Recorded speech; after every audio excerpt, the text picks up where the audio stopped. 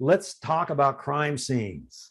Now, there are three types of crime scenes: outdoor, indoor, and conveyance. We can think of our crime scenes as being one of these three, or maybe a combination.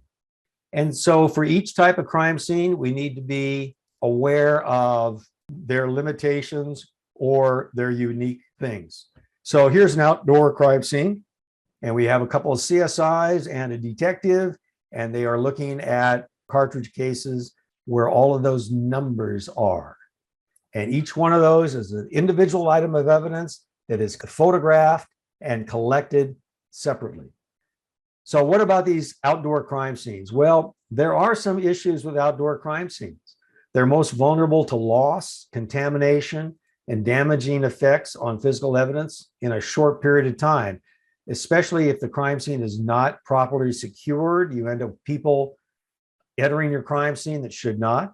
There could be environmental conditions. It may be starting to rain. Now, in a short time here, I'm going to start giving you steps. This is what we do step by step. And those steps are really nice. It keeps us organized. We don't forget to do things when we follow the steps. They're done in an order that, one thing has to be done before another. If you do it in the wrong order, that can be a problem.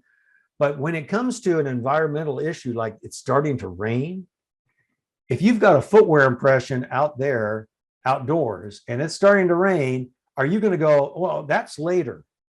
No, it's going to be washed away. Let's cover it or collect it now. And so you take a quick photograph, you cast it, you get your measuring out, and then you go to your nice steps. Nighttime outdoor crime scenes can also be an issue just because of the level of lighting. At crime scenes, we need to have a lot of light. We need to have really good flashlights. We need to have auxiliary lighting when necessary. When you're trying to look at blood stain on a wall, especially if the wall is a dark color of some sort, you've got to have super bright lights. At nighttime, you can miss evidence so easily. If it's an officer-involved shooting or a homicide, often they'll just go ahead and secure the scene and wait till daylight. So there are issues with outdoor crime scenes. Then we have the indoor crime scenes. Here we have some folks doing the indoor crime scene. Now, compared to an outdoor scene, evidence in an indoor scene is a little less susceptible to environmental loss and deleterious change, but still you can have problems, especially with the securing of the scene, too many people having access to the scene. Then the conveyance scene, that is a scene. Here we have a CSI photographing the interior of a vehicle. Looks like there was a shooting in this vehicle. Well, a conveyance is a means of transportation. So that could be a car, a truck, a boat, a train, aircraft, whatever. And so you can have all sorts of crimes involving those, including homicides, carjackings, and assaults, hit and runs. Those are something we often get involved with as well. Some cases may include more than one type of crime scene. You could have a homicide inside a residence. The body is transported away from the crime scene in a vehicle and then is buried in a remote area. So that crime actually has all three crime scenes associated with it. How do we handle that? Well, it depends. If you know these are all happening at once, you use the same case number and you have scene numbers: scene number 1, scene number 2, scene number 3, and they'd all fall under the same case. Sometimes you may have somebody processing a scene away from where you are, and you're processing your scene. You have no idea they're related, and so you end up with two different case numbers. But later they end up being considered one case. Again, it just depends on what's going on. Now, one other type of crime scene I'm going to mention in passing is the exceptional crime scene. There's always an exception to the rules. And so we have to be prepared to deviate from recommended procedures when there are unusual crime scenes or circumstances. I already mentioned that with the rain and a shoe wear impression. But there also may be time-limited crime scene investigations. Now, this doesn't come up often.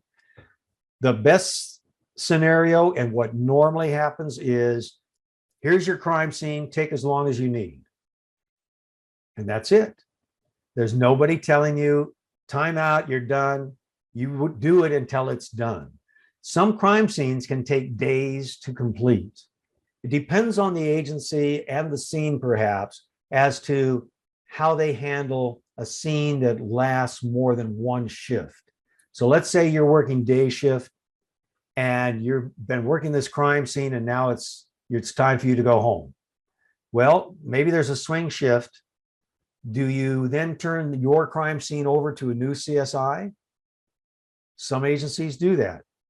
I don't like that because I've got so much going and I've seen so much and I've done so much to brief the next person competently so that they don't drop the ball somewhere out of, just simple error is tough.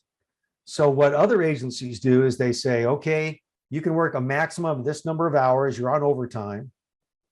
Now we seal the scene, you come back after you've slept real fast. And then you come back and you continue to work. So it depends. But you may have a limited time crime scene. What could that possibly be? Back a while ago, there was a riot. People were burning down buildings and so forth. Well, they actually would say, CSI, go and process that scene. You have a half hour, we'll protect you. And then that's all you got because things are happening. So you go in, you work for a half hour and you come out, and then they give you another spot to do. Well, if you have something like that, then you just have to pre-plan what's the most important, how am I going to get the most bang for the buck in my work. That's a really unfortunate situation, and it doesn't happen often, but it's something to be aware of. Where you actually see this happen is in battlefield crime scene investigations. The military, the Army, and so forth, they have CSI. In battlefield forensics, they are under combat situation, and they'll send soldiers in to do CSI. So they have point and shoot cameras and evidence bags, and they just go click, click, click, click, click, click, and out they go while they're being protected by other military. So that's a real time-limited crime scene investigation. So that is different types of crime scenes.